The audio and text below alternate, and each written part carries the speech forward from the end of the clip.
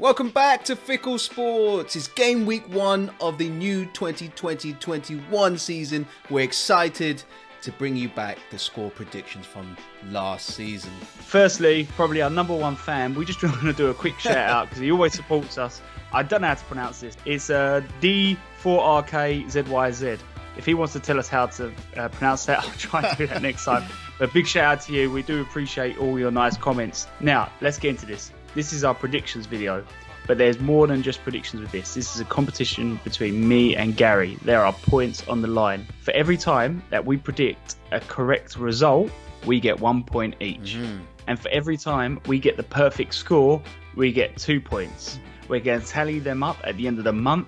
And at the end of the month, whoever loses has to suffer a forfeit. Now, we are open to suggestions in the comment section if you think it's a particular... Go easy. Don't. I don't want to be going in drag in the very first punishment. But we are open to some suggestions. But that is the format of it. Let's get into the predictions right now. So our very first game is Fulham versus Arsenal, Saturday, 12:30 at Craven Cottage. What is Fulham's aims and aspirations for this season? I think the most important thing for any club when they first come up is just to stay up. They can work on it from there, but the most important thing is just to stay out of that relegation zone and to try and be in the Premier League next season. I know it's not the most interesting thing, but that is the most important thing for this season. Yeah, you've got to fight tooth and nail for that Premier League survival. For Arsenal, it really is, can they get into 4th place into the Champions League spots? It's going to be a tough task, and if they're serious at all, they need to win away at Fulham to a newly promoted side. I'd say there's an air of optimism of Arsenal under Arteta, and I feel like he's building something. It takes time to sometimes build a team, especially when you're a club like Arsenal where you don't spend massive amounts of money. Yeah. So I wouldn't say it'd be the worst case scenario in the world if you didn't get Champions League this season. But as long as it's an important building block. Yeah, but Arsenal been out of the Champions League spots for 4 years now. If that were to happen, I think that's just too long outside without that money. But Gary, what is your predictions for the Fulham Arsenal match? I think Arsenal have got enough quality to win this game. Fulham have won 3 out of the last 28 head-to-heads against Arsenal. The last time they won at Craven Cottage was back in 2012. If you can remember, the goal scorers was Steve Sidwell and Bobby Samora. So I think Arsenal's got this. I think they're going to run out 3-1 winners. Fulham, they never are physical against Arsenal. They let Arsenal play, so I think Arsenal's going to take this. Yeah, I think it's going to finish 2-1. I think Arsenal in the end will have too much for Fulham. They've looked quite good in pre-season, Arsenal as well, and I think it's not a nice game to play for your first game for Fulham, but I think they'll probably look to get this one out of the way and then try to build on from there. Next up is Crystal Palace versus Southampton. It's happening on Saturday at 3 p.m. at Selhurst Park. Now, Gary, what are Crystal Palace aiming for aspirations-wise this season? I think unfortunately, I'm putting them in the bracket with the promoted teams. Just guarantee safety and then edge up from there. It's too far to go for European places. I don't think they really have the squad. So maybe something 15th and upwards, I'd say, is probably their ballpark. I do get what you're saying with Crystal Palace. Like, you want them to build. They haven't invested much yet in the transfer market, where a lot of teams around them have. So it may be a case if you're not at the moment looking like you're moving forward, the second best scenario would be to stay still, as they did quite easily escape relegation last season. The only thing I'd say about Crystal Palace is they go through terrible runs of form where they get draws and losses constantly, and I don't know, I think the pressure will be on Roy Hodgson to get them going early on. Now for Southampton, aspiration wise, what are they looking to do? I think they're looking to build on their 11th place finish that they achieved last season. Ever since really the Leicester City result, if you remember that absolute hammering by Leicester City, I feel like their manager, bear with me Southampton fans, Hassan Hutel. Hassan Hutel. You can see that he's trying to build something. He really is trying to create a team there, and I think the Southampton board, where they can, they're trying to help him along the way with that. So I think they're going to be trying to hope that they can improve on their 11th place finish last season and maybe creep into the top half of that table. Now, score predictions. Did you know that Southampton On the away table, they are third, only behind Liverpool and Man City with 9 wins and 4 draws. Now, firstly, Crystal Palace are 15th in the home table, which is quite worrying. That's why I'm going to go with 2-1 Southampton. I think if they can carry on that away form into the season, they'll be favourites. I think whilst they were very pretty stats, Gary, I do think with a new season usually comes new stats and new form. So for that reason, I think I'm going with a 2-2. Ooh. I'm going with a 2-2. I think it'd be an entertaining game, but I think in the end they're going to end up cancelling each other out. So next up is Liverpool versus newly promoted Leeds. Welcome back to the Premier League, Leeds. It is Saturday at 5:30. Alex, what are Liverpool's aspirations? Getting into the top 4 only, so. No. It's much worse than that. Avoid relegation. No. Firstly, you didn't welcome Fulham back to the Premier League. So what's going on there with that favouritism? Is it because they're playing your team? Yeah. Welcome Fulham back now. Welcome them back. I'll welcome them on the second game week. Liverpool's aspirations, I think, is pretty simple. They want to turn that single title win into a dynasty. Now, Liverpool fans may argue with this, but that second title win will probably be a lot more tougher than their first title win. I actually think the loss in the Community Shield and their downturn in form towards the tail end of last season might actually end up being really big motivation for Klopp, and he'll probably use that to try and help get them motivated and get them ready for that second title win. For Leeds, I think, yes, guarantee safety first, get to that magical number of 36, 37. And I think they can push on. I think Leeds will survive, and I think they can push on a little bit more after that. I think they can get up to 15th, I'd say. That moves us on nicely to the predictions. Gary, how do you see this game playing out? I think this will be a very tough game for Liverpool. I think Liverpool, as much quality as they have, it's going to be quite difficult for them to break down Leeds. Leeds in the Championship, they conceded, I think it was only 35 goals in 46 games. So they really know how to scrap, and they had a very good away record. So they know how to scrap and get points away from home.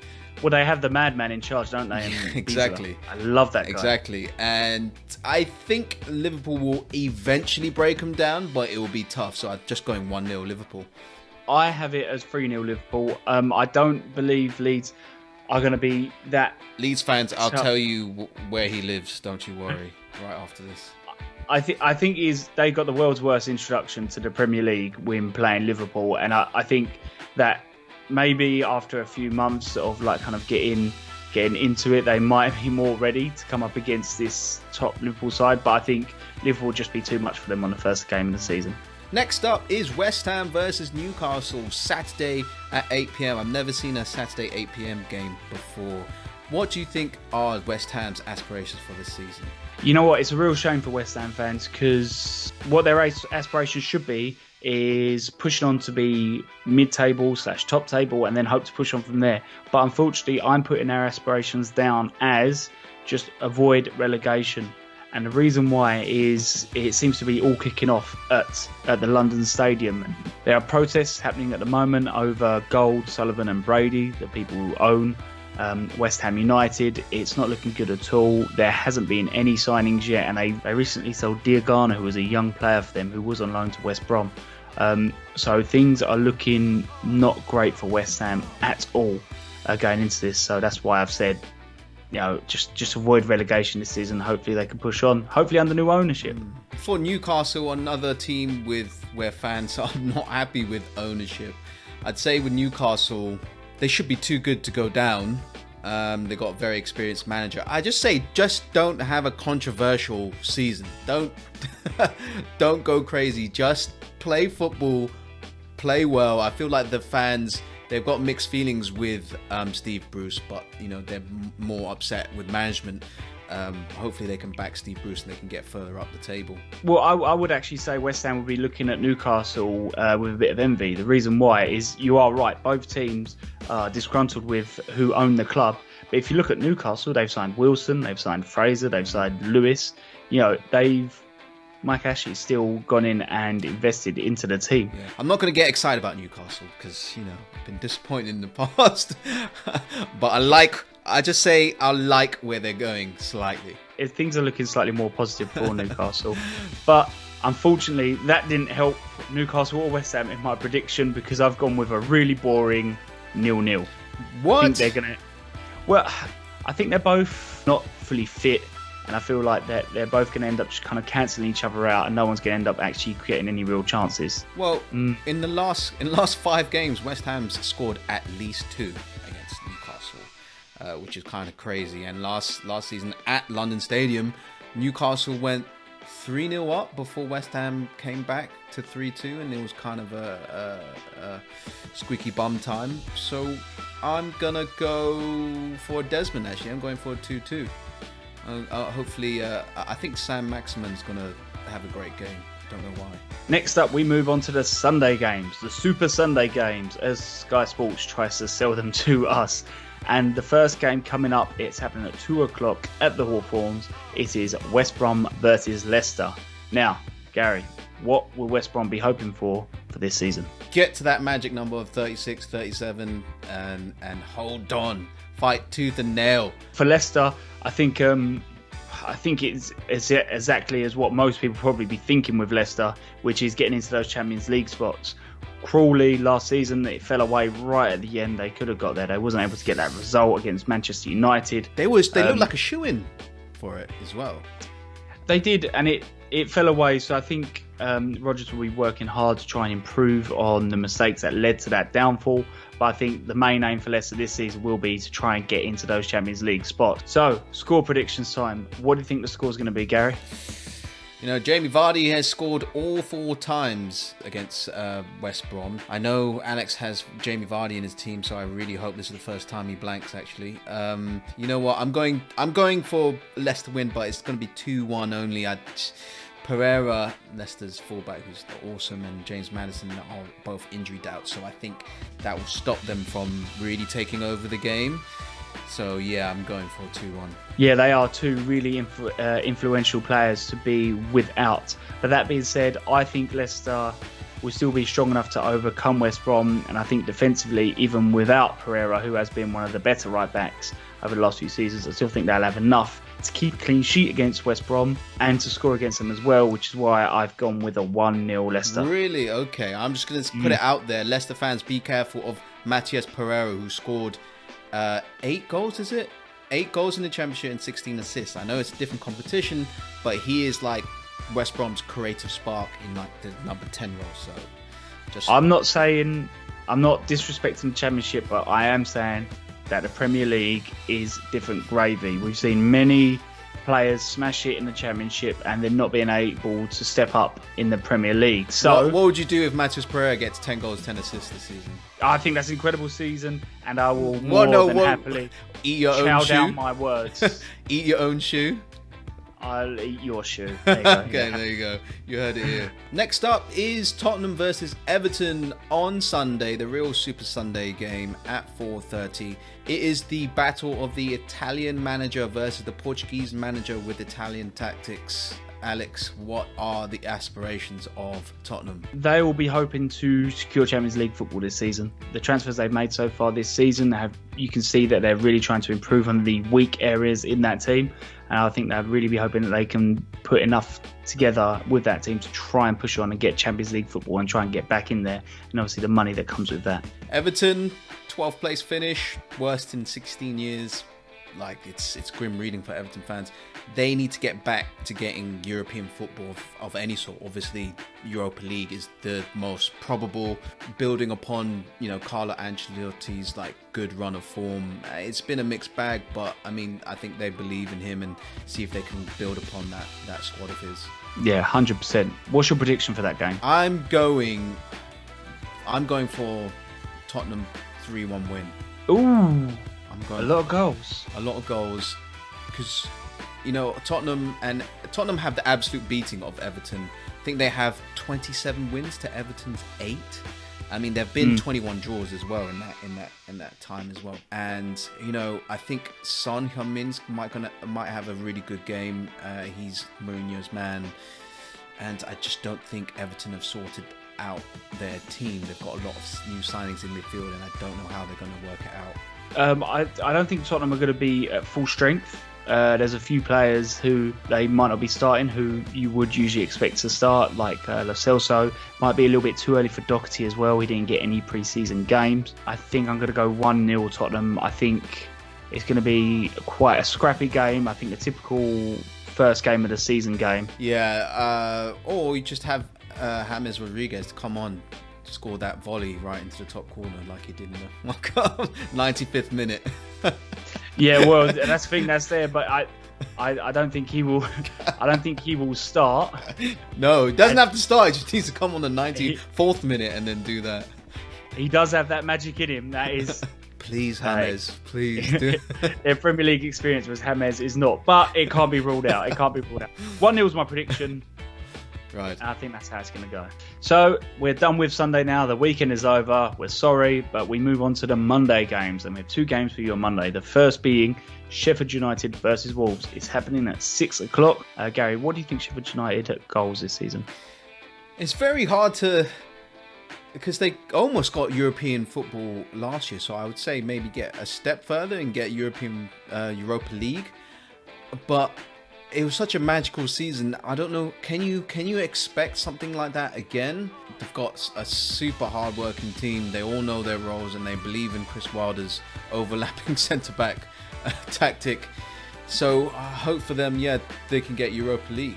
I think what's a nice transition from Sheffield United to Wolves is the fact that they will be looking at Wolves as a team that did really well, exceeded expectations, not last season, but the season before, and then was able to repeat that last season. Wolves, they finished 7th when they first come up. They finished 7th last season. I think they're now in a position, and they are investing, they are aiming for it. I think they're now in a position where maybe they need to turn it up a little bit and try to maybe get those 5th or 6th places and those guaranteed Europa League spots. I think that's what they'll be aiming for this season.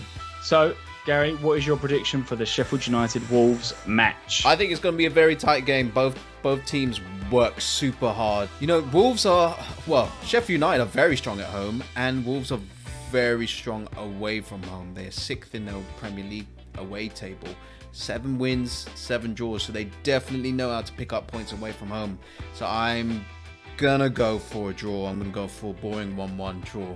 Interesting. It seems I'm just as mundane as you, as for similar reasons. I am also going for a 1-1. I think it's going to be a game where it's going to be a lot of trying to figure each other out.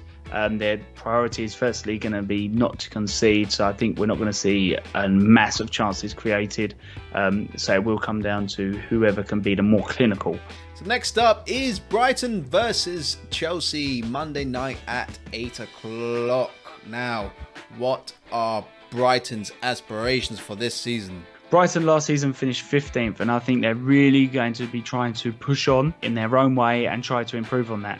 A lot of teams around them have seen investment, and I think Brighton, they're not massive spenders in the Premier League, but they have in their own way tried to improve. The most maybe efficient and biggest sign of that is obviously the free signing of Adam Lallana from Liverpool. Chelsea, it's really difficult because, they signed a lot of good players. Havertz, Ziyech, Werner.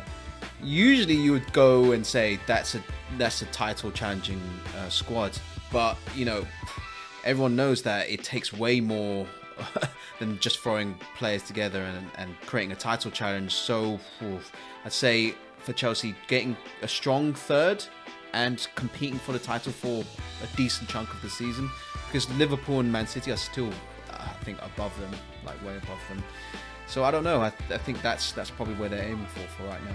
Yeah, I think the thing with Chelsea is they have invested a lot, but one, it takes time. I think they're in a similar boat to Arsenal where they have an untried manager. So there's 2 aspects to it. Is one, can they put the team together? And 2, is the manager as good as they hope that he would be? Yeah.